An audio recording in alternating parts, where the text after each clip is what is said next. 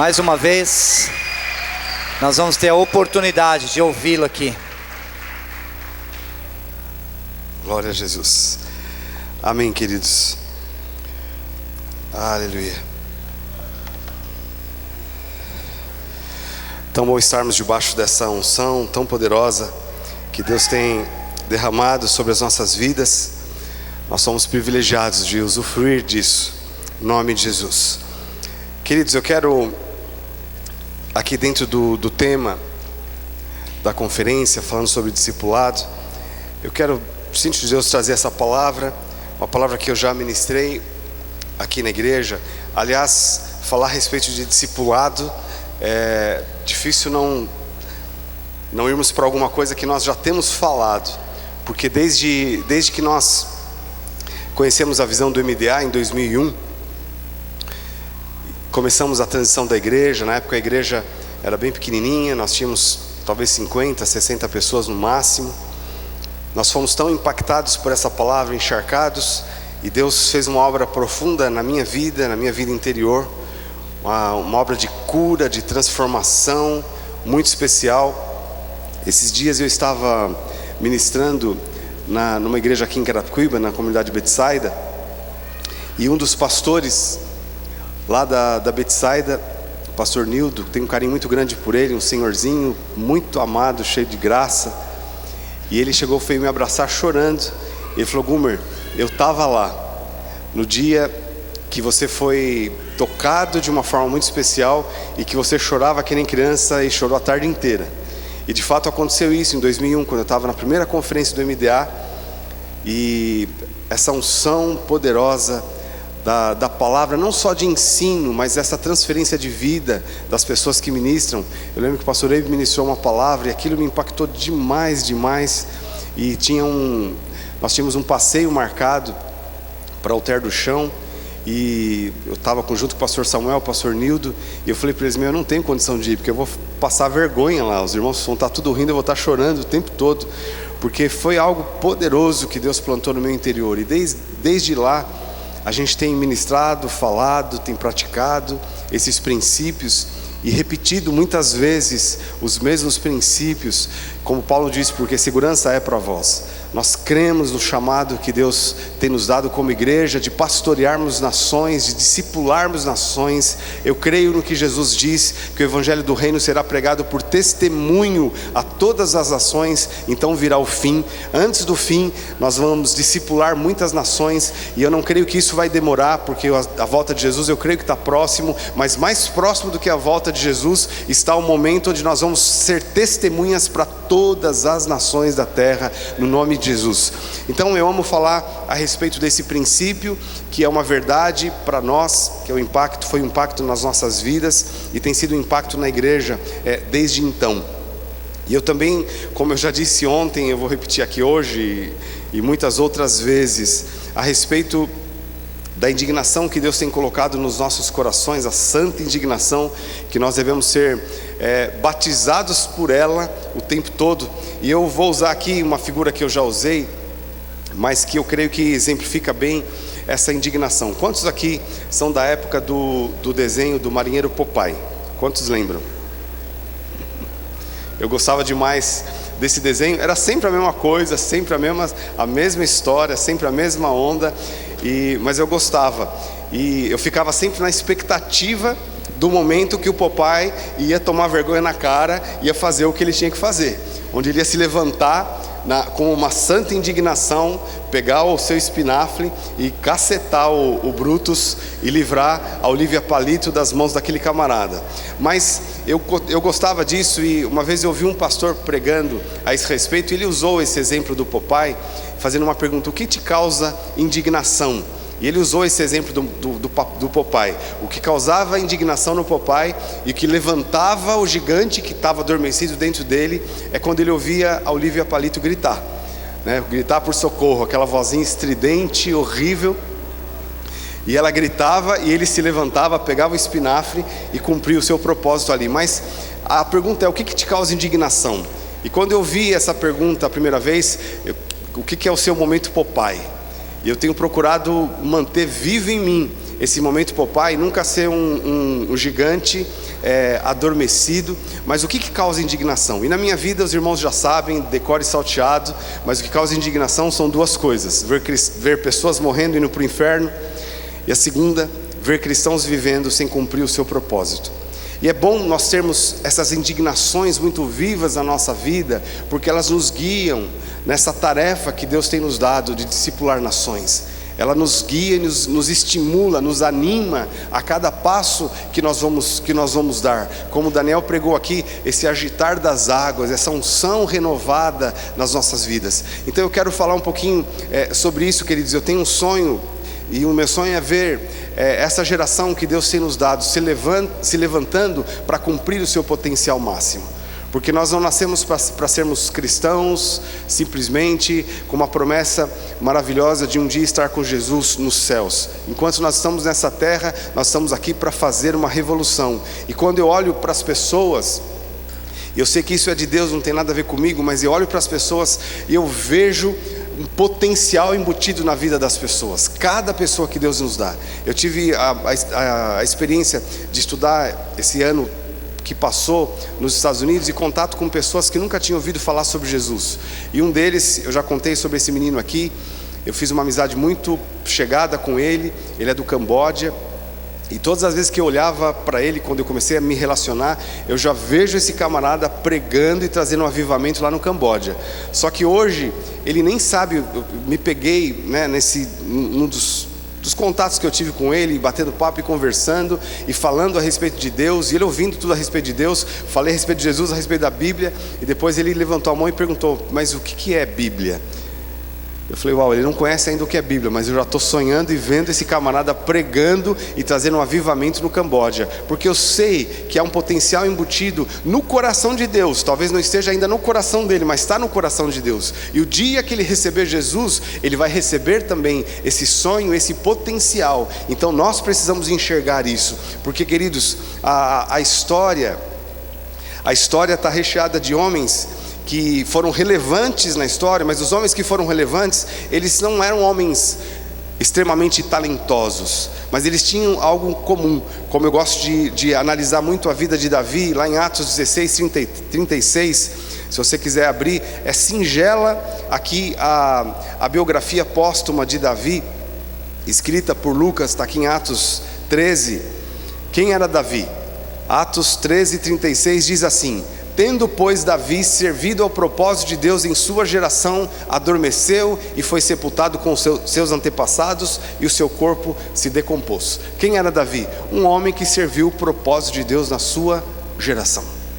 Isso mexe muito comigo, e essa é a minha vida, essa é a minha obstinação. Mas o sonho que Deus colocou no meu coração, que eu creio que é o meu chamado, é despertar o potencial que Deus colocou no coração de cada pessoa. Cada pessoa tem um potencial incrível, e se depender de nós, essas pessoas não podem morrer e enterrar esse potencial, para que o mundo não conheça esse potencial. Aquilo que depender de mim, as formigas e os vermes não vão destruir o potencial das pessoas que Deus nos deu, porque esse potencial vai vir à tona, vai ser plantado nessa terra e vai gerar muito fruto. Mas nós temos que saber enxergar a esse respeito. E eu creio que o discipulado é uma ferramenta poderosa de Deus para despertar o potencial na vida de cada pessoa que Deus tem nos dado. Há um tempo atrás eu li uma reportagem, se eu não me engano foi na revista Veja.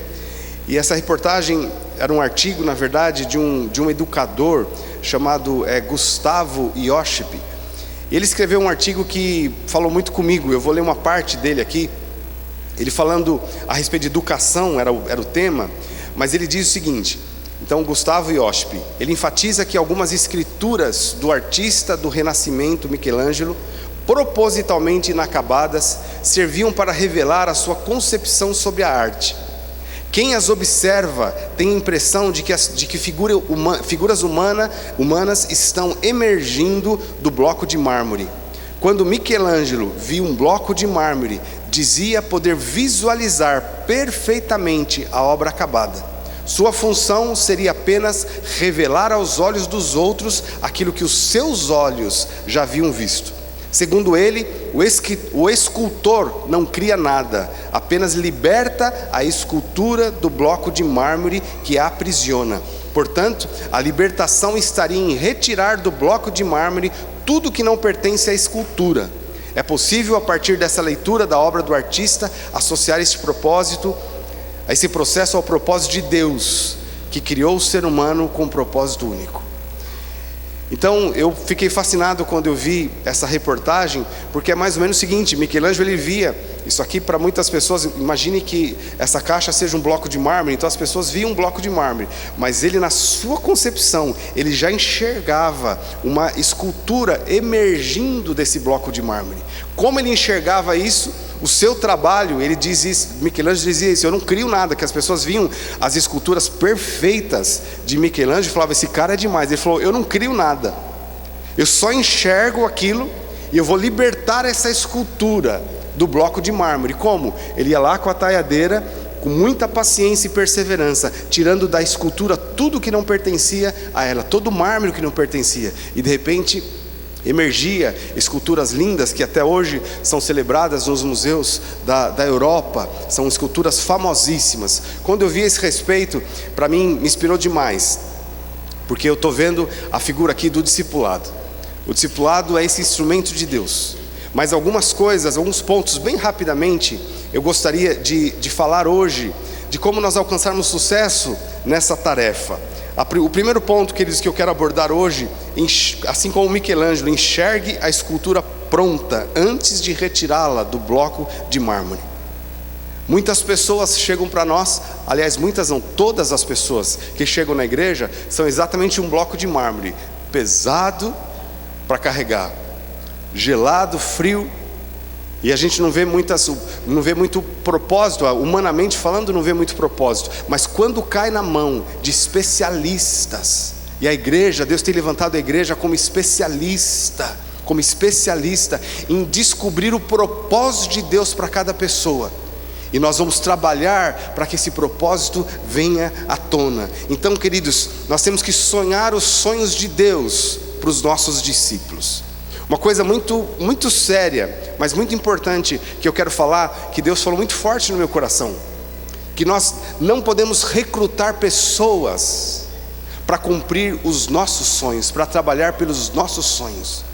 Eu creio que esse é um dos grandes erros do discipulado, e é um dos grandes erros de liderança, de pastores ou discipuladores, recrutar pessoas para cumprir o seu próprio sonho. A pessoa tem um sonho pessoal e ela vai querer que os seus discípulos cumpram o seu sonho. Por exemplo, sendo bem prático, um líder de célula, ele não pode recrutar as pessoas. Ele tem o sonho de multiplicar a célula, eu preciso multiplicar a célula, tem uma pressão sobre mim para multiplicar a célula, eu quero ser um supervisor de setor, então pessoal, vamos ganhar gente, vamos trabalhar. Ou seja, ele está indo no caminho certo, mas da forma errada. Ele está recrutando pessoas para cumprir o seu sonho. Deus quer dar para nós, irmãos, assim como Jesus tinha, a revelação, qual é o propósito de Deus na vida das pessoas. Um dos discípulos de Jesus, muito interessante, que ele teve um impacto muito grande com Jesus, e ele inclusive desprezou Jesus quando ele ainda não conhecia, foi Natanael.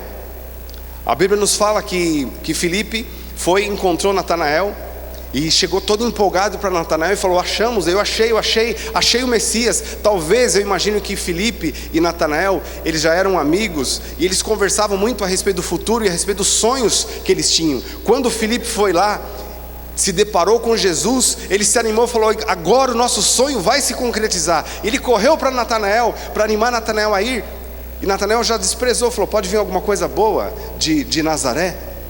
E Filipe deu a palavra maravilhosa, disse, vem e vê. É interessante, quando Natanael chegou diante de Jesus, está lá em João capítulo 1, verso 47.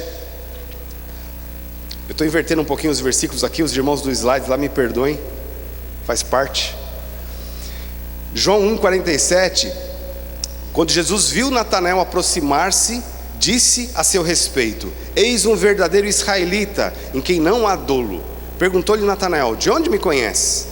Respondeu-lhe Jesus: antes de Filipe te chamar, eu te vi quando estava sentado debaixo da figueira. Então exclamou Natanael: Mestre, tu és o Filho de Deus, tu és o Rei de Israel. Ao que Jesus respondeu: porque te disse que te vi debaixo da figueira, crês?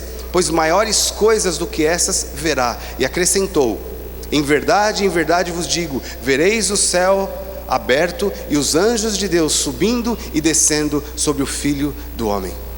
Isso aqui impactou demais a vida de Natanael, porque ele não foi simplesmente recrutado apenas como um trabalhador para cumprir o propósito e o sonho de Jesus. Mas Jesus falou para Natanael: Natanael, eu já te conheço, eu já te vi, eu já te sonhava com você, eu conheço os sonhos de Deus para você.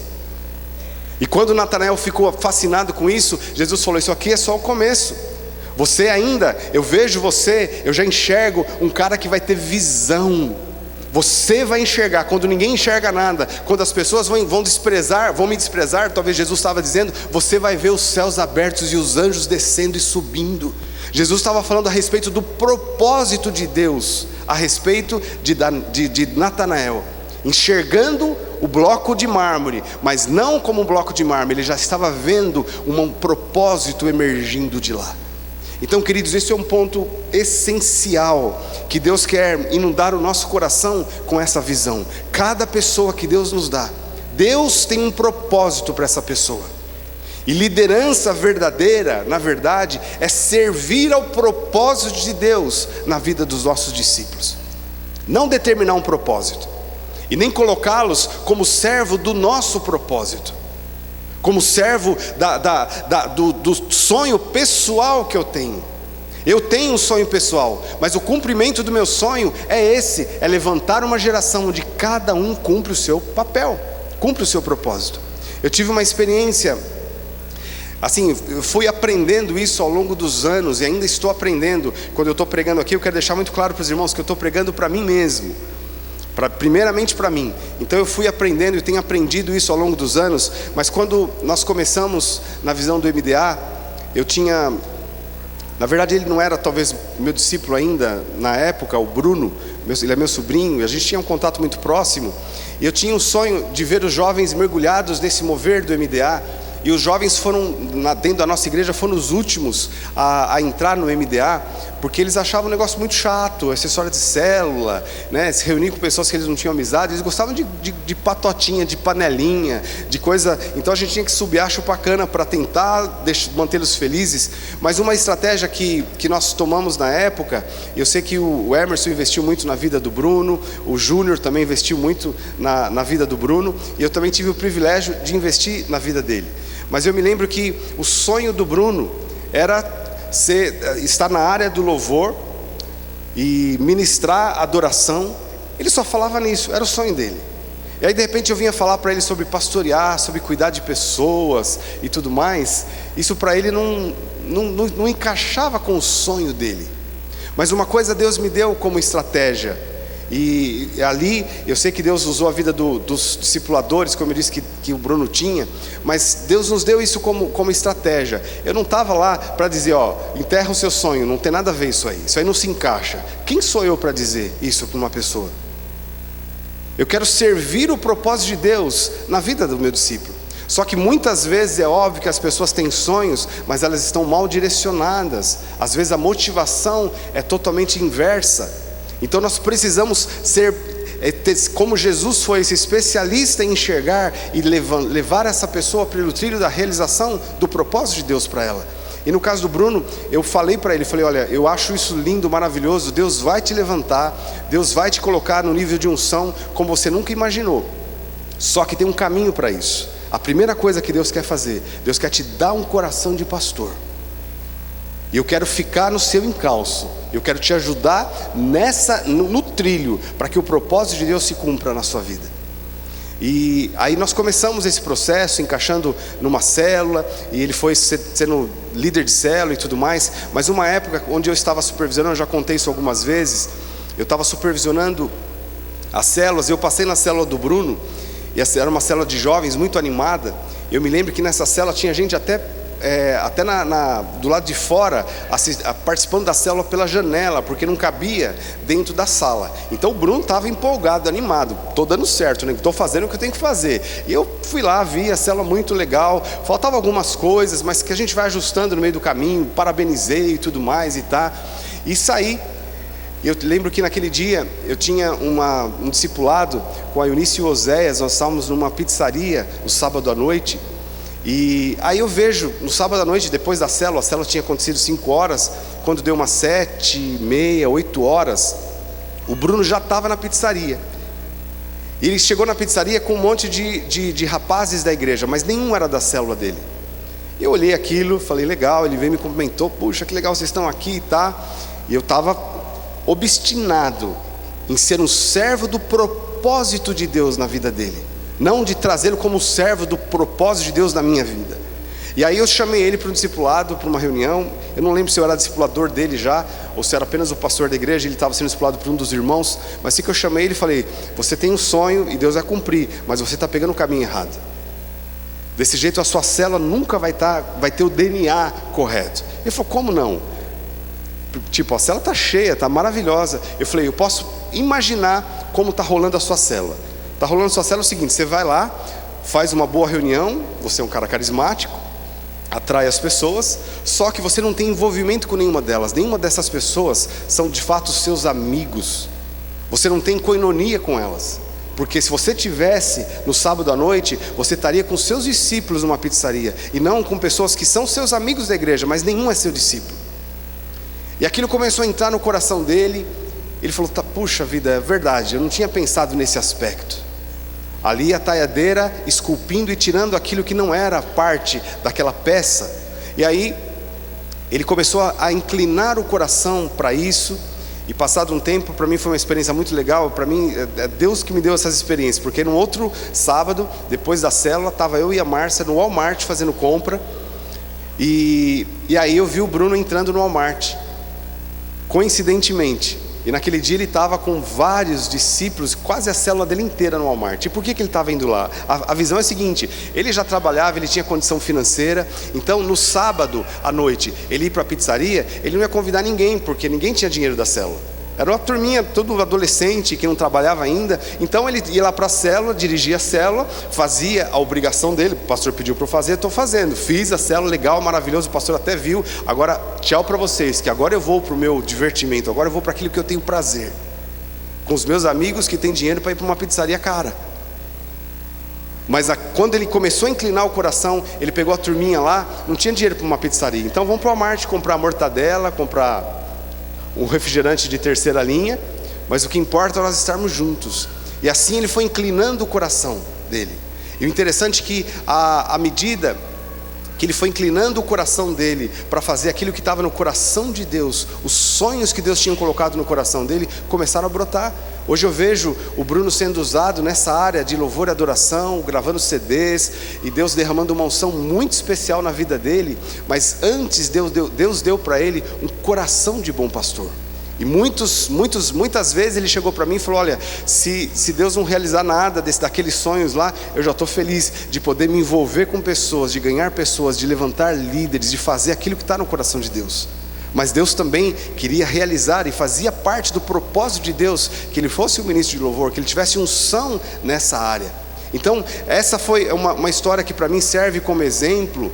Eu não estava recrutando ele simplesmente para colaborar com a visão que Deus tinha me dado, mas eu queria levá-lo a cumprir o sonho e o propósito que Deus deu para ele. E nós aprendemos isso com Jesus, queridos. Jesus deixa isso muito claro quando ele chega para os discípulos e começa a lavar os pés dos discípulos. Eles não entendem muito o que está acontecendo, mas depois Jesus dá algumas lições muito preciosas, e uma delas foi: aquele que quer ser o maior, seja aquele que serve. Vocês não têm grandes sonhos de serem grandes homens? O caminho é o serviço. Mas servir o quê? Eu entendi para mim pessoalmente Jesus dizendo: sirva ao propósito de Deus no coração dos seus discípulos. Cada pessoa que Deus te deu, Deus tem um propósito imenso na vida dessa pessoa.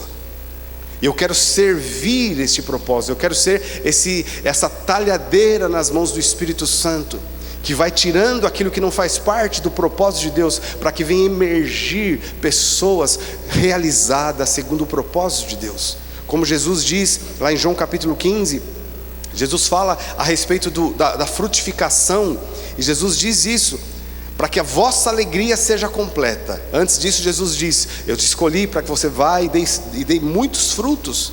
Agora, quando nós estamos encaixados no lugar certo, frutificando na medida que Deus tem para nós, uma das coisas que vai acontecer é uma alegria incompleta invadindo a nossa alma, de saber que nós estamos no lugar certo, fazendo a coisa certa, com a motivação correta. Esse é o propósito do discipulado.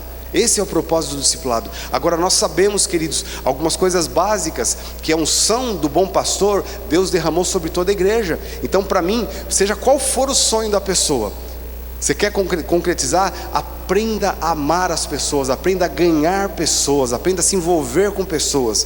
Por isso que nós colocamos na época, para algumas pessoas podia parecer até regra, mas para a gente era um princípio. Todas as pessoas que sobem aqui na frente para ministrar louvor, para tocar, para ter uma exposição diante da igreja, primeiro elas precisam passar pelo processo de inclinar o coração para serem bons pastores. Agora, isso não implica que nós vamos anular os sonhos que essa pessoa tem, mas nessa tarefa de cuidar de pessoas, de repente ela se descobre, ela começa a descobrir os seus sonhos e crescer diante desses sonhos. Então isso é muito importante, nós sermos servos do sonho que Deus colocou na vida dos nossos discípulos. E muitas vezes eles não sabem esse sonho, mas nós vamos sonhar por eles. Isso é motivante. Jesus conseguia atrair pessoas por conta disso. As pessoas estavam com ele, porque Jesus não estava lá para abafar o potencial, ele estava lá para levantar o potencial. E de uma forma tão grande, que ele surpreendeu os discípulos, quando ele disse lá em João 14, vocês vão fazer o que eu faço, porém vocês vão fazer muito mais do que isso. Há um propósito de Deus para a sua vida, e eu estou aqui para te servir. O segundo ponto importante nessa tarefa de esculpir e liberar esse potencial que está engessado num bloco de mármore, é nós termos perseverança. Perseverança é uma palavra-chave. A perseverança de ir até as últimas consequências, a perseverança de não desistir, porque eu não conheço nenhuma pessoa, e eu sou o primeiro nessa lista, que não teve vontade e muitas vezes até tomou atitudes interiores de desistência.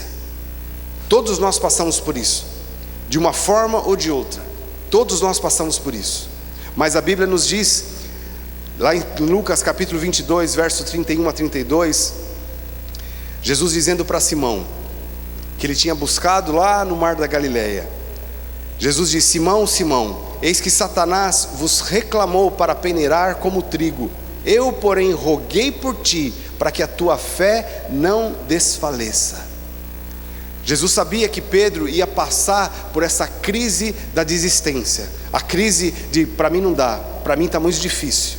Mas Jesus já preventivamente, ele se colocou na brecha para orar e jejuar e clamar pelo seu discípulo, aliás, para guerrear pelo seu discípulo. Nós não sabemos muito bem como aconteceu essa reivindicação de Satanás. Eu sinceramente não sei como isso aconteceu, mas eu creio que foi uma guerra espiritual muito forte que Jesus sentiu a respeito de Pedro, e ele se colocou nessa guerra dizendo: eu não desisto dele. E quando Pedro chegou para Jesus com a sua atitude, tentando desistir, Jesus o animou e Jesus levantou: vai, apacenta as minhas ovelhas, você vai cumprir o propósito para o qual você nasceu. Então, queridos, algo que eu aprendi a duras penas, e é o seguinte: quando aqueles que nós estamos cuidando, eles passam por essa crise de querer desistir, a última coisa que não deve acontecer, aliás, aquilo que não deve acontecer jamais, é ter a concordância na terra. A Bíblia fala: se dois de vós concordarem a respeito de alguma coisa, será feito. Às vezes nós usamos esse nível de concordância do lado errado. E o que eu quero dizer com isso? Você tem lá um discípulo que você está levantando, ele passa por uma crise, ele acha que ele é incapaz, ou mesmo ele está pecando, ele está errando em alguma área, ele se sente vencido, ele vem querer entregar tudo, falar: ó, eu não quero mais, para mim não dá. A pior coisa que um líder pode fazer, eu digo isso com muita dor no coração, porque eu já fiz isso no passado. A pior coisa que um líder pode fazer é concordar. Às vezes, lá dentro do coração, às vezes não é nem com palavras, lá dentro do coração você fala: esse cara acho que não vai mesmo, não tem jeito, já tentei, acho que não tem jeito mesmo para ele. Lá dentro do coração. O pior ainda é quando a gente externa, através de atitude, que chega para a pessoa e fala: você não quer? Tá bom, deixa aqui que outro vai fazer. Você não quer? Problema seu. Você não quer? Então tá bom, chegou o final da linha para você. Eu confesso que eu já errei nesse aspecto, até por zelo pelas ovelhas. Até por zelo, de repente você tem um líder, um supervisor que está cuidando de várias pessoas. Ele chega nesse momento da crise, da desistência, e ele chega para você: para mim não dá. E aí você fica, talvez ele já tenha feito, já aconteceu comigo, já fez isso 1, 2, 3, 4 vezes. Chega na quinta vez, você fala: ah é? Então tá bom, você está judiando, essas ovelhas não merecem você como líder. Não fala com essas palavras, mas às vezes passa isso. Então daqui, deixa que eu faço, eu ponho outro para fazer e você fica de lado. Você está matando, porque havendo uma concordância do lado contrário, alguém que diz que não pode e você concorda com ele. Nós não podemos chegar nesse ponto, queridos, porque nós matamos um líder, nós matamos um potencial incrível. Nós precisamos trabalhar para despertar esse potencial. Muitas vezes essa pessoa vai passar, dependendo do momento que ela está vivendo, às vezes de fato está envolvido com pecado, ela vai precisar ser corrigida. Talvez ela precisa ser momentaneamente removida da posição que ela estava, para o bem-estar dela própria. Eu costumo fazer isso, muitas vezes nós passamos por isso. Eu costumo fazer isso não com a visão de punição, como você errou, então eu vou te punir agora. Não com a visão de punição, mas com a visão de preservação. É mais ou menos o seguinte: o cara é um jogador de vôlei, ele é o melhor do time, mas de repente ele foi e quebrou um dedo. Então, para preservá-lo, eu vou tirar do time momentaneamente, até que esse dedo seja curado. Mas eu não desisti dele como jogador, ele não chegou no final da carreira ainda. Então nós temos que ter zelo com relação à igreja, sim. Pessoas que muitas vezes precisam ser momentaneamente tiradas daquela posição, mas nós nunca devemos concordar em hipótese nenhuma de que ele não tem mais jeito, de que chegou o final da linha, de que ele chegou no ponto agora que não dá mais. Nós nunca podemos chegar nessa posição. Nós temos como exemplo Jesus. Jesus disse isso para Pedro: o diabo te pediu para peneirar, mas eu já intercedi por você, e você vai se levantar e cumprir o propósito de Deus. Então nós precisamos de perseverança para levantar as pessoas. O terceiro ponto que eu quero colocar aqui, queridos, é: creia pelos que não creem. Nessa tarefa de levantar líderes, de levantar o potencial na vida das pessoas, muitas vezes a pessoa vai estar desacreditando dela própria, mas ela está debaixo de uma liderança que continua crendo por ela.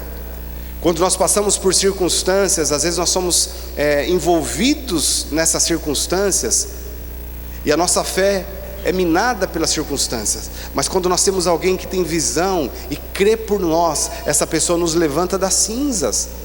No próprio exemplo de Jesus aqui, o texto que nós lemos de Lucas 22, agora o final do versículo 32, Jesus disse para Pedro aqui: quando você se converter, fortalece os seus irmãos. Ou seja, você vai passar por luta, você vai passar por situações críticas, você talvez vai perder a sua própria fé em você mesmo, porque pensa numa pessoa que estava desacreditando de si próprio, era Pedro, e ele deu todos os sintomas para isso.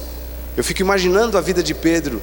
Ele negou Jesus no momento ali crucial, onde Jesus mais precisava que Jesus, humanamente falando, ele precisava de apoio. Ele suou gotas de sangue, ele falou para os discípulos lá: vocês não podem orar nenhuma hora comigo, eu estou em aflição. E de fato Jesus não teve esse consolo. Eu penso que tudo isso serviu como peso na vida de Pedro. Depois dele ter negado, ele deve ter remoído isso muitas vezes. Olha, a hora que ele precisava, ele falou para eu orar, eu não orei. Era para eu estar do lado dele, eu não estava. E mais do que isso, quando eu fui confrontado por pessoas, eu o neguei, eu disse que não conhecia Jesus. Então Pedro estava numa crise, ele perdeu a confiança nele próprio. Ele falou: eu não confio mais em mim mesmo. Esse é o fim do poço para algumas pessoas. Eu não confio mais. Eu já disse que ia fazer e não fiz. Eu falei que ia conseguir e não consegui. Eu falei que ia dar conta, eu prometi, porque Pedro chegou a falar para Jesus, quando Jesus aqui repreendeu ele, exortou nesse sentido, dizendo: Pedro, Satanás te pediu para peneirar. Qual foi a resposta de Pedro? Senhor, fica tranquilo, deixa comigo, eu dou conta. Pode todo mundo te negar, eu não. Só que todas essas palavras serviram de peso na vida de Pedro, para colocar lá embaixo, minaram a fé de Pedro. Ele jamais seria levantado como líder. Parece que tudo que Jesus tinha esculpido na vida dele, parece que esse mármore veio de novo com uma crosta e paralisou a vida de Pedro. Os sonhos dele, todos se acabaram. Quando nós analisamos a vida de Pedro após a ressurreição de Jesus, para mim fica muito claro isso. Porque antes de tudo isso acontecer, Pedro era o primeiro a tudo. Era o primeiro a querer andar sobre as águas, era o primeiro, foi aqui, tirou a espada para cortar a orelha do soldado. Mas depois da ressurreição de Jesus, nós vemos um Pedro apático. Nós vemos um Pedro entrando num buraco, talvez num bloco de mármore, até que Jesus foi para ele. Jesus se aproximou dele. E para mim, aquele diálogo que Jesus teve depois de preparar o peixe, o pão e servir a Pedro, e quando Pedro estava lá comendo, Jesus foi fundo dizendo: Pedro, você me ama?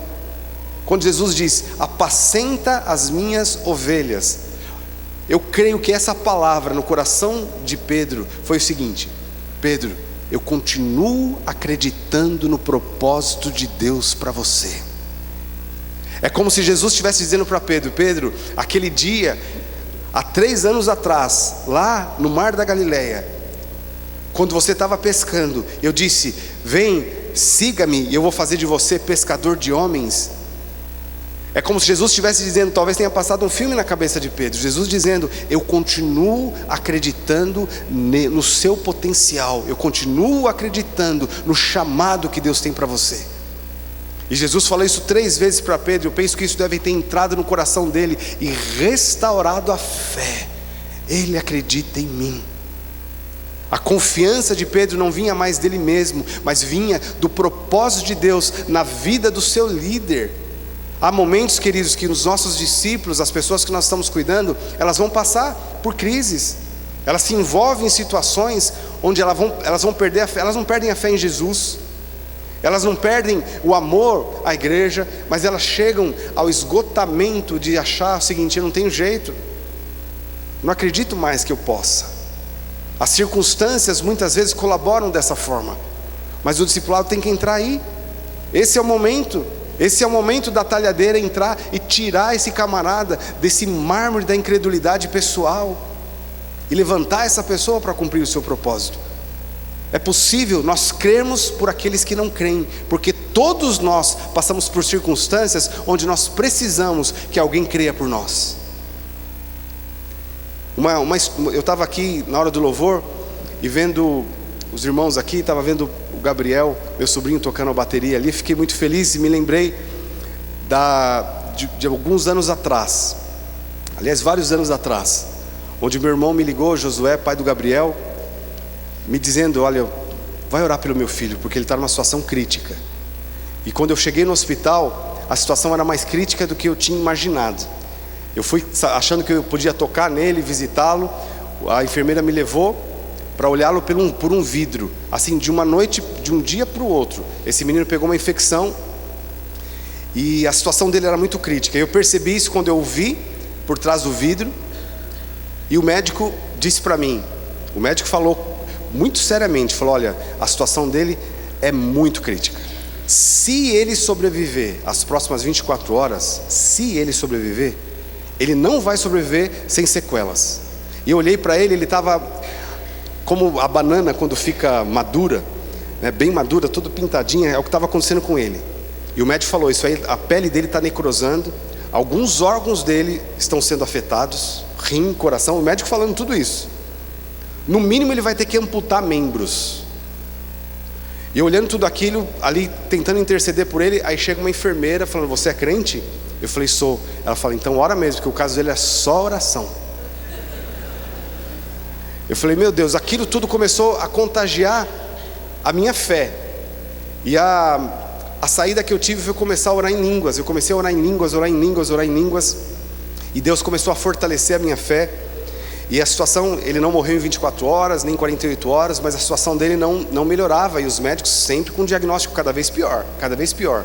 Um dia o meu irmão, eu acho que eu liguei para ele, ou ele ligou para mim, não sei, a gente estava falando por telefone, ele estava desesperado, ele falou: olha, eu não consigo dormir, eu estou andando de madrugada de um lado para o outro na rua, porque a expectativa que eu tenho de chegar lá, todas as vezes, é o que o médico me disse, que eu posso chegar no outro dia, meu filho está morto, e eu estou com essa expectativa, parece que eu vou chegar lá e vou ter essa notícia. Ele falou: eu não consigo crer, ele falou para mim, e eu ministrando sobre fé com ele, você precisa acreditar, ele falou: eu não consigo crer. Na hora Deus me tomou de uma ousadia espiritual, e eu disse para ele, falou: não tem problema que você não pode crer, não consegue crer, eu vou crer por você, eu vou crer por você, e o seu filho não vai morrer. Eu imagino que ele deve ter segurado na fé, não que seja um mérito meu, porque aí nós fomos lá, os irmãos, nós cercamos o hospital e oramos, e foi assim um mover, a igreja orou muito, nós tínhamos, estava bem no início da igreja em célula, os irmãos oraram muito, e de fato Deus fez um milagre na vida desse menino, de uma forma tão extraordinária, que o nome dele lá no hospital passou a ser Gabriel do Milagre, porque ninguém acreditava que era possível, e ele saiu de lá sem nenhuma sequela. Até na última hora, pelo que me parece, que eu ouvi, o médico, assim, meio que, assim, tipo assim, ele falou que ia dar tudo errado, o negócio começou a dar certo, na última hora ele ainda falou: olha, tudo bem, ele está bem, mas o rim dele está comprometido. Depois foi fazer o exame, o rim dele estava perfeito.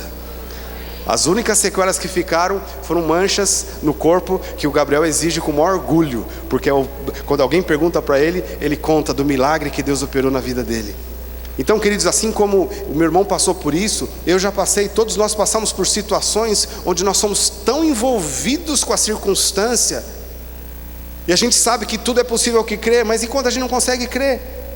Quando a gente não consegue enxergar um palmo na frente? Quando a gente está a ponto de entregar tudo, desistir, que a gente não consegue crer? Irmãos, nessa hora entra essa liderança ungida, chamada discipulador, que Deus tem levantado nas nossas vidas, para dizer: eu creio por você, segura na minha fé, e nós vamos juntos atravessar esse mar, nós vamos chegar do outro lado, porque os propósitos de Deus vão se cumprir na sua vida. Nós precisamos crer por aqueles que não creem.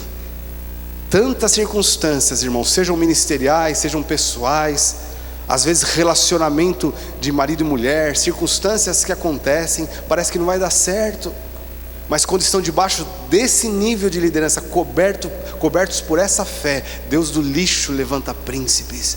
Esse é o mover de Deus. Eu amo esse princípio do discipulado. Eu tenho dó de pessoas que passam a vida inteira sozinhos, lutando as suas batalhas, as suas lutas, sem sair do lugar.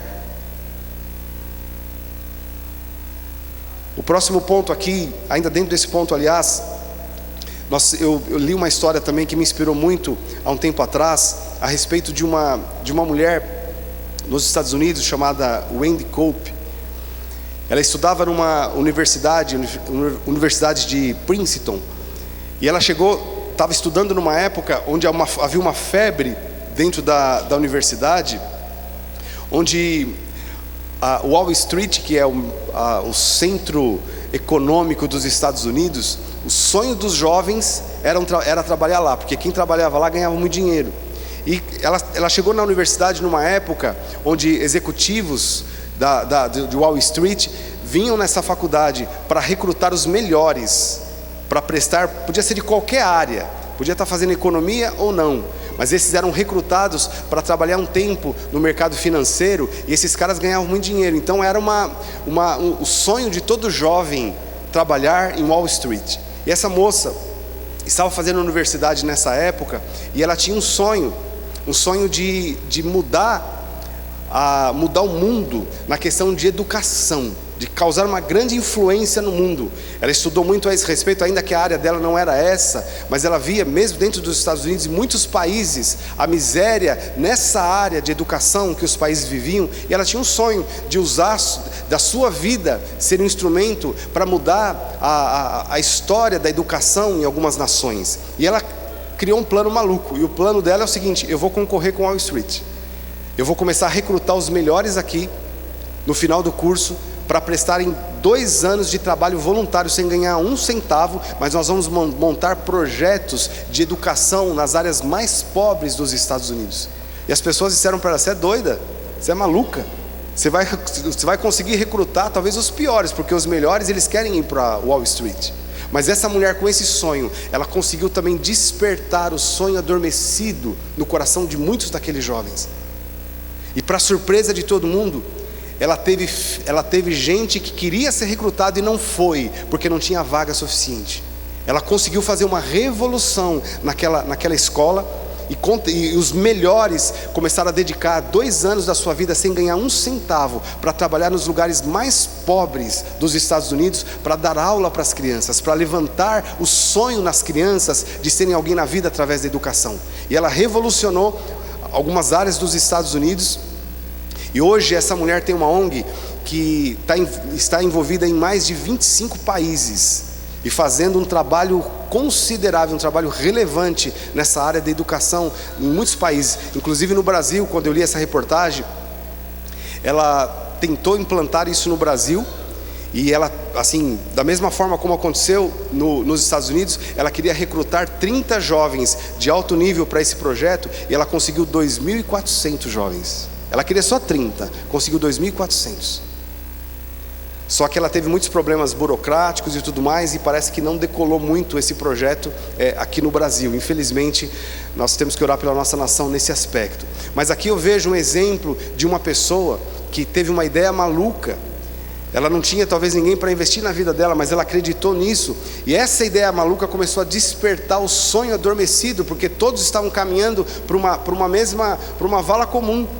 Mas de repente ela foi instrumento de Deus ali, ainda que é uma área social, não estamos falando aqui de ministério, mas é uma área importante, onde eu creio que Deus tem propósito nessa área, e ela conseguiu despertar e levantar sonhos de jovens com uma ideia maluca, e um projeto que está aí hoje. Ela não é da área de educação, ela se formou numa outra área, não lembro qual, mas hoje ela está rodando o mundo e com muita gente envolvida nessa ONG.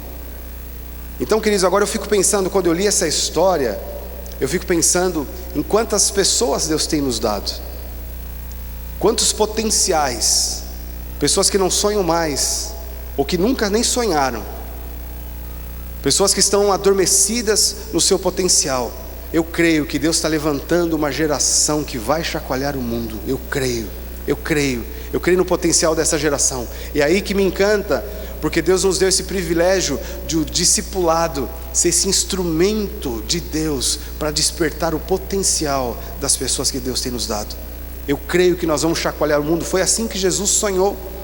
Quando Jesus falou em ganhar as nações, Ele colocou isso no coração dos discípulos. Ele pegou um monte de gente atolada, a grande maioria ou atolada ou mal direcionada, e Ele despertou o sonho, e Jesus foi o servo dos sonhos desses camaradas. E nós temos poucos relatos a respeito da vida dos discípulos. Nós temos a vida de alguns, nós conhecemos a história de Pedro, conhecemos a história de João, conhecemos um pouco da história de Tiago, mas eu creio que cada uma daquelas pessoas teve um papel relevante em algum lugar na história, porque Jesus foi lá e despertou esse sonho, despertou esse potencial através desse processo. E por último, queridos, eu quero mostrar aqui para vocês, mais 10 minutinhos eu quero terminar, algo que Deus falou comigo há algum tempo atrás, e eu tenho procurado ensinar isso e procurado também aplicar isso na minha vida. Se você tiver o slide do anamnese, pode colocar, por favor. Essa palavrinha é anamnese. Anamnese, talvez eu não vou traduzir aqui tecnicamente, mas é uma pesquisa apurada, perguntas e respostas. Eu li a esse respeito que quando uma anamnese, uma entrevista bem feita, é conduzida com um paciente, segundo o que eu li a esse respeito, essa anamnese é responsável por 85% dos diagnósticos corretos dentro de clínicas. Porque hoje nós temos muitos exames, temos muitos equipamentos para fazer exames precisos, mas os bons médicos, eles sentam com o paciente, eles conversam, eles perguntam, eles ouvem o que está acontecendo, eles não desprezam a dor do paciente, É tão gostoso quando a gente precisa de um profissional da área de saúde, e nós encontramos profissionais assim, né, que ouvem, e está raro isso, infelizmente, né? Hoje os médicos têm que atender uma demanda muito grande, atende muitas pessoas por hora, então eles não dão tempo. Mas segundo uma análise, a anamnese, que é esse contato, essa conversa profunda, ela é responsável por 85% do diagnóstico correto. Então, dentro do discipulado, queridos, nós precisamos desse contato, dessa anamnese. Nós não podemos andar no piloto automático, como a gente tem que se encontrar semanalmente. Muitas vezes nós vamos no piloto automático. Então agora eu vou falar aqui, pensando na nossa vida como discipulador, mas também pensando como discípulo, de nós sabermos, Deus tem um propósito, e o discipulado é a ferramenta, é a talhadeira de Deus para esculpir, para tirar da minha vida aquilo que não pertence a mim, para que eu possa crescer, emergir e viver os 100% do potencial de Deus na minha vida. Então tem 7 perguntas aqui que eu gostaria de fazer, que nós analisássemos. Se você quiser anotar, também é importante. A primeira pergunta é: quem te conhece intimamente, sem máscaras? Nós precisamos, queridos, todos nós precisamos ter esse nível de contato, de intimidade com alguém que nos conheça, que sabe quais são as nossas deficiências, os nossos pensamentos, os nossos sonhos. Então o discipulado precisa desse envolvimento profundo de relacionamento. Não dá para ser simplesmente algo circunstancial, algo... E às vezes aqui eu confesso que nessa área depende muito mais do discípulo do que do discipulador. Depende do discípulo ter desejo. A gente lida com pessoas, e tem pessoas que 5 minutos de conversa, né, ela já põe tudo para fora, ela não esconde nada. Agora tem aquele discípulo que você tem que ficar cavando. Mas quando a gente tem essa visão do projeto de Deus na nossa vida, nós devemos facilitar esse processo do discipulado. A segunda pergunta que eu faço é: quem tem autoridade para falar ao seu coração e te exortar? Porque nós precisamos de pessoas que conhecem a nossa vida, mas que podem nos exortar, que nós demos autoridade para essas pessoas. Então, dentro do discipulado, a gente tem que trabalhar para conquistar também essa autoridade na vida dos nossos discípulos.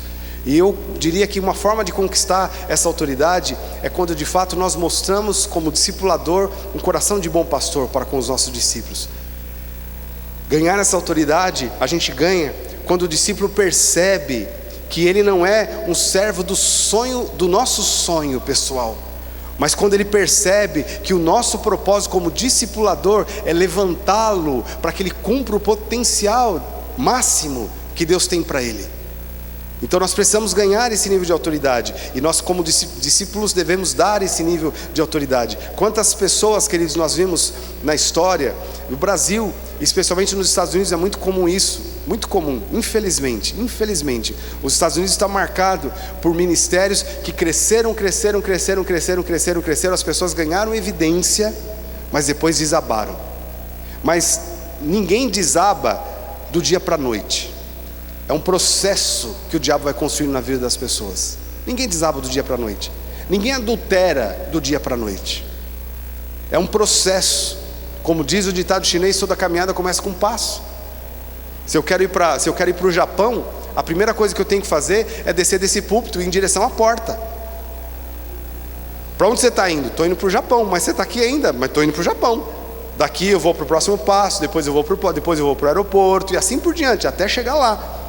No pecado e na desconstrução que o diabo tenta fazer na vida das pessoas, também começa com um passo.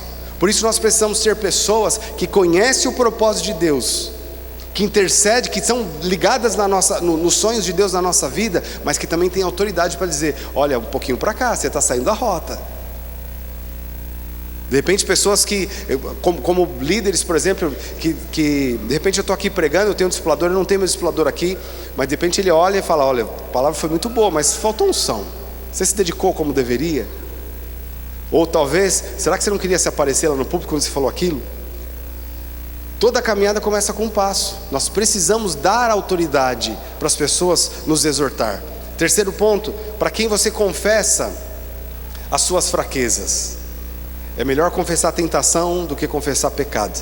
Para quem você confessa as suas fraquezas? Você tem alguém de fato para fazer isso? Você tem esse hábito com o seu discipulador de confessar as fraquezas, de confessar as suas lutas? Quarto ponto, quem intercede por você? Essa intercessão aqui, queridos, dentro desse processo do discipulado é algo muito profundo. Porque pensa, eu tenho o meu discípulo que eu conheço intimamente. Eu tenho autoridade para falar ao coração dele. Eu conheço as fraquezas dele. Logo, a intercessão que eu fizer por ele vai ter muito peso. É esse nível de intercessão que Jesus disse para Pedro: Pedro, o diabo te pediu para peneirar, mas eu intercedi por você. Não era uma oração qualquer. Jesus sentiu no espírito, porque ele conhecia Pedro. Ele sabia das tendências de Pedro. Ele sabia que em algumas áreas Pedro era uma presa fácil. Então Jesus, ligado nessa intercessão, ele venceu essa batalha por Pedro através da intercessão. Quem intercede por você? Nós precisamos desse nível de relacionamento. Quinto, quem atesta se você está... Tem alguma coisa errada no slide aqui. Quem atesta se você está progredindo? Quem atesta se você está crescendo? Porque às vezes, queridos, dentro do propósito que Deus tem para a nossa vida, é tão ruim, nós encontramos pessoas que estão na mesma. Passa 1 ano, 2 anos, 3 anos, 4 anos, ela não conquistou nada diferente, não saiu do lugar. Então nós precisamos de discipulador que muitas vezes, como o Daniel pregou aqui, seja esse que vai agitar as águas, que vai falar: você precisa de uma unção nova, você chegou até aqui, conquistou isso, glória a Deus, mas você parou no tempo, tem algo mais. Você pode conquistar, nós precisamos orar mais, nós precisamos jejuar mais. É alguém que vai te estimular a progredir. O sexto, quem te desafia a ir mais longe, a dar mais um passo. Eu gosto da história, já contei isso muitas vezes, mas uma francesa, que um dia ela planejou ser a primeira mulher a fazer a travessia do Canal da Mancha, que liga a França à Inglaterra. E ela planejou para isso, se exercitou e estava prontinha, mas no dia que ela foi fazer isso, havia uma névoa muito grande cobrindo aquele canal. Mas ela estava muito preparada, ela falou: não tem problema, eu vou lá. Chamou, então estava lá os repórteres, a comunidade, para participar daquele feito. E essa mulher começou a nadar. De repente os braços começaram a ficar pesados, as pernas pesadas. E ela ali no meio daquele processo todo, a mente dela foi invadida com o espírito da desistência. E ela falou: eu não vou aguentar. E ela decidiu dentro de si: eu não vou aguentar. E ela simplesmente levantou a mão, e o barco de apoio veio, e ela subiu no barco de apoio. Quando ela subiu no barco, eu fico imaginando isso. Uau, que decepção, porque ela olhou, a outra margem estava algumas braçadas de distância. Na verdade, ela não foi vencida pelo cansaço, ela foi vencida pela falta de estímulo, ela foi vencida pela falta de visão. Porque se ela tivesse alguém, um técnico, se ela tivesse um mentor lá dizendo para ela: não desiste não, mas algumas braçadas você chega lá, com certeza as forças dessa mulher iam se renovar e ela chegaria do outro lado. Mas ela não chegou, porque ela foi vencida por não ter esse coach, por não ter esse técnico, por não ter esse mentor. O discipulado deve ser isso, alguém que nos estimula a dar mais um passo, nos desafia a ir mais longe. E a sétima pergunta que eu faço: para quem você presta contas? Das coisas mais preciosas da sua vida, para quem você presta contas? Isso é algo muito importante. Dentro do mercado econômico, empresarial, existem alguns tipos de empresas, mas os 2 tipos de empresas mais famosos que tem são as empresas limitadas, LTDA, e as empresas SA. Empresa limitada, então eu decido ser um empresário, faço uma sociedade com a minha esposa, então a sociedade limitada, sou eu e ela que mandamos e não preciso prestar conta para ninguém.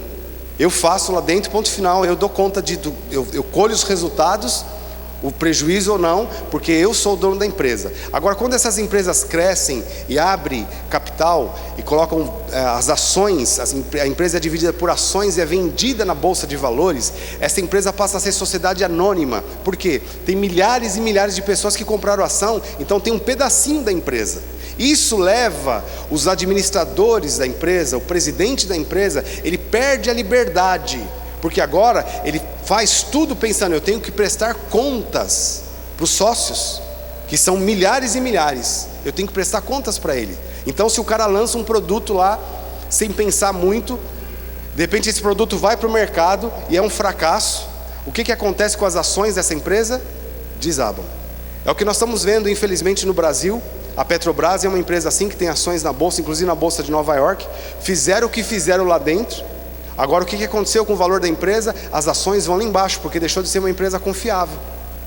Então, uma empresa SA é uma empresa que tem essa responsabilidade de prestar conta para toda a sociedade. Queridos, Deus nos chamou para isso. Quando Jesus nos chamou, Ele falou: vocês são a luz do mundo e são o sal da terra. Quando Jesus falou luz, Ele está nos colocando numa posição de destaque. Como cristão já, independente de ser líder, a nossa vida, nós temos que prestar conta para a sociedade, porque nós carregamos o nome de Jesus em nós. Nós temos que prestar conta do sucesso do nosso casamento ou não, da nossa vida financeira. Nós prestamos conta de todas as áreas da nossa vida. Nós deixamos de ser pessoas comuns. Se você estuda numa escola, você deixou de ser pessoa comum. Todo mundo pode colar naquela escola, mas se você colar, você está envergonhando o nome de Jesus. As pessoas vão olhar para você e vai dizer: você não é crente? Jesus nos colocou nessa posição. Nós temos que prestar contas de tudo. Agora, infelizmente, muitos cristãos decidem ter uma vida oculta, e aí às vezes ficam bravos quando as coisas vêm à tona, quando as pessoas começam a falar. Mas não tem jeito, nós perdemos a liberdade. Tem uma notícia para você: nós perdemos a nossa liberdade. O mundo está de olho. Agora, quando nós assumimos ainda uma posição de liderança, quanto mais alto, quanto maior o nível de exposição, menos liberdade nós temos, porque as pessoas vão estar olhando ainda mais para nós. Então, queridos, nós precisamos ter alguém para prestar contas. Precisamos ter um discipulador pessoal, alguém para quem nós vamos abrir o coração, para quem nós vamos falar: ó, está difícil aqui, ó, como que eu faço isso, para que lado que eu vou. Não são pessoas que vão mandar nas nossas vidas, mas voluntariamente nós vamos prestar contas, porque se der errado, a sociedade vai cair, o nosso testemunho vai lá para baixo. Então nós precisamos ter esse nível de responsabilidade. Eu vejo a vida de Judas, um escritor muito maravilhoso, um homem de Deus aqui no Brasil, que é o Alberto Cury. Ele escreve a respeito da personalidade dos discípulos de Jesus. E ele fala que o que mais tinha perfil para ser um sucesso, ser um grande líder, era Judas. Mas Judas só tinha um problema: uma vida oculta. Ele não abriu o coração com Jesus. Ele tinha o vício de roubar, mas ele não abriu o coração para Jesus. Ele estava sendo tentado lá, fazendo planos paralelos, conversando lá com as autoridades da época, planejando entregar Jesus, mas ele não abriu o coração com Jesus. Ele não falava nada. Jesus sabia de tudo, mas Judas voluntariamente não abria, ele não prestava contas da sua vida. E nós conhecemos o final dessa história. Então nós precisamos de pessoas, de fato, para prestar contas, para pedir ajuda, e entrar debaixo dessa unção, para que nós não sejamos um bloco de mármore, mas sejamos o sonho de Deus concretizado na terra, no nome de Jesus. Amém, querido? Você recebe isso? Amém? Vamos ficar em pé, por favor.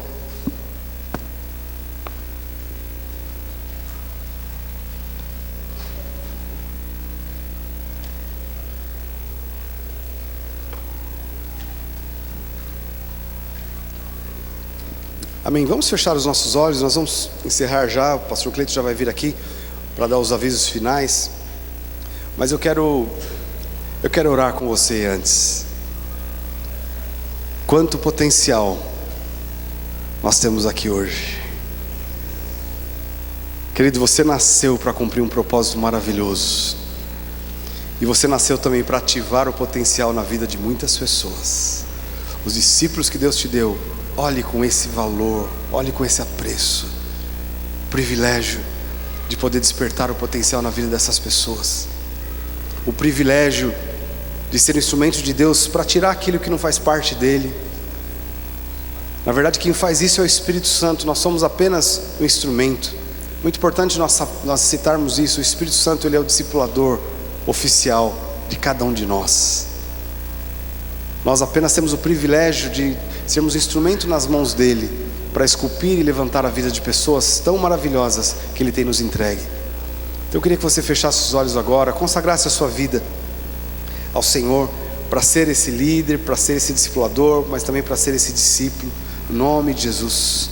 Aleluia, Senhor. Glória ao teu nome, Jesus. Aleluia, Jesus. Glória ao teu nome, Senhor.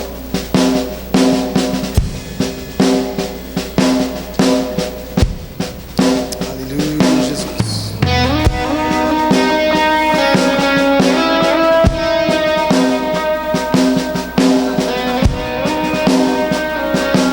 Aleluia, Jesus. Levanta as suas mãos ao Senhor. Começa a clamar agora. Essa unção recaia sobre nós, em nome de Jesus. Aleluia, Jesus. Vem, Senhor. Aleluia, Pai, eu quero abençoar, Senhor, a vida desses líderes amados, queridos, Senhor, desses discípulos e discipuladores que o Senhor tem levantado aqui. Pai, o seu sonho vai se cumprir, Senhor. Ó Deus, assim como a terra, Pai, assim como as águas cobrem o mar, a terra será cheia da sua glória. Senhor, nós cremos nisso, Senhor, em nome de Jesus. Ó Deus, obrigado por esta unção poderosa que o Senhor tem derramado sobre as nossas vidas, a unção do discipulado, Senhor. Ó Deus, nós te agradecemos tanto, Pai, por isso que o Senhor tem feito. Obrigado porque o Senhor tem nos conectado a pessoas. Obrigado que o Senhor tem nos conectado, Senhor, ó Deus, a uma igreja que tem essa visão, Senhor. Obrigado, ó Deus, pela unção do Teu Espírito, Pai, que é derramada de forma abundante sobre as nossas vidas, Senhor. Nós te glorificamos, Pai, com todo o nosso coração. Eu abençoo, Senhor, ó Deus, esses líderes maravilhosos. Eu abençoo, Senhor, ó Deus, o ministério de cada um, Pai. Ó Deus, levanta, Senhor, levanta para cumprir um propósito nessa terra, Senhor, no nome de Jesus eu te peço, para a tua glória. Obrigado, Senhor, por essa manhã tão preciosa, onde a tua unção, Senhor, tem tomado as nossas vidas. Nós sabemos que o Senhor tem ainda coisas tão grandes para fazer. Nós te glorificamos por isso e nos dispomos das tuas mãos, Pai, no nome de Jesus, Senhor, para a tua glória, Pai. Aleluia, Jesus. Amém, Senhor. Amém. Obrigado, Senhor. Glorifica o nome de Jesus. Aleluia.